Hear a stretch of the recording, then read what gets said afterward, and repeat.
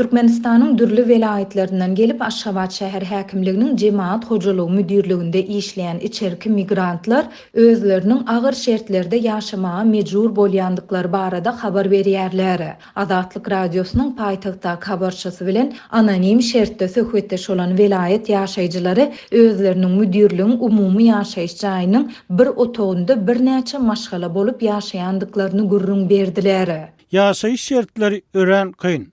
Otoglarda 2-den 3-den masgarlar şol hanyny er aýargy olaryň çagalary matadan germek çekip ýaşamaly bolýarlar. Bu ýagdaýlarda ýyllar boýy ýaşap göwreli bolan ýaş çagaly masgarlar hem bar.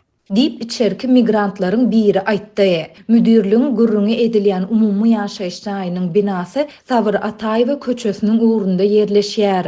Bu ýerde velayetlerden gelip müdürlükde zähmet çekip paýtagtyň arasaçylygyny üpçün etmek işlerini berjaý edýän raýatlara ýaşamaga ruhsat berilýär. Olar özlerine berilen otogda hatda 2-den 3-den maşallar bolup ýaşamaga hem razy bolmaly bolýarlar. Sebäbi olaryň 1000 manat aýlygy kireyine jaý almaga mümkinçiligi ýok diýip işgär bellidi. Bu ýere baryp gören habarçymyzyň tasdiklamagyna görä binada 30-dan gowrak maşgala ýaşaýar we olaryň her birinde 2-3 çaga bolup umumy adam sany 100-den geçýär.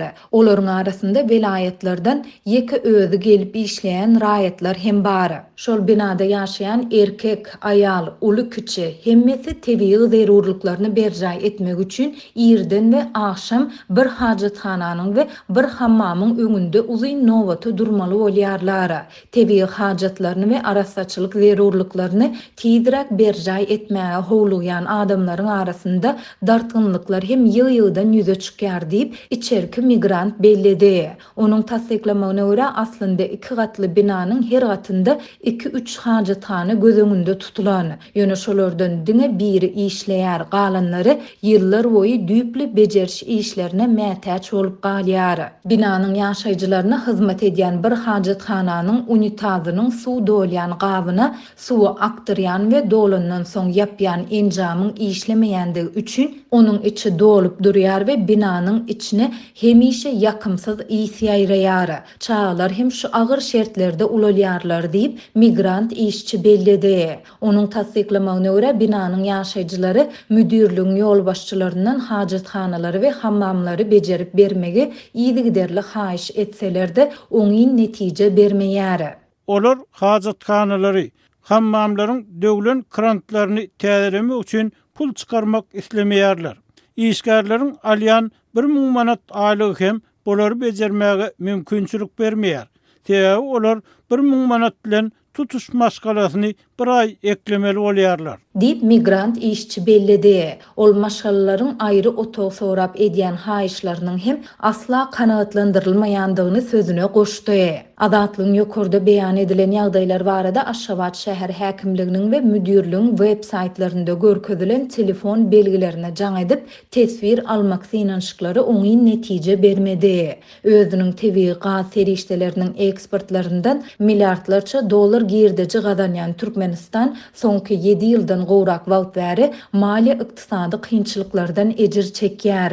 Tebii serişdelere baý ýurtda giň ýaýran işsizligiň arasynda velayet ýaşaýjylarynyň bir bölegi daşary ýurtlara zähmet migrasiýasyna çyksa, ýeni bir bölegi paýtagtyň arasaçylyk we gurulşyk ýaly puwdoklarynda işläp güzeran eklemäge çalyşýar.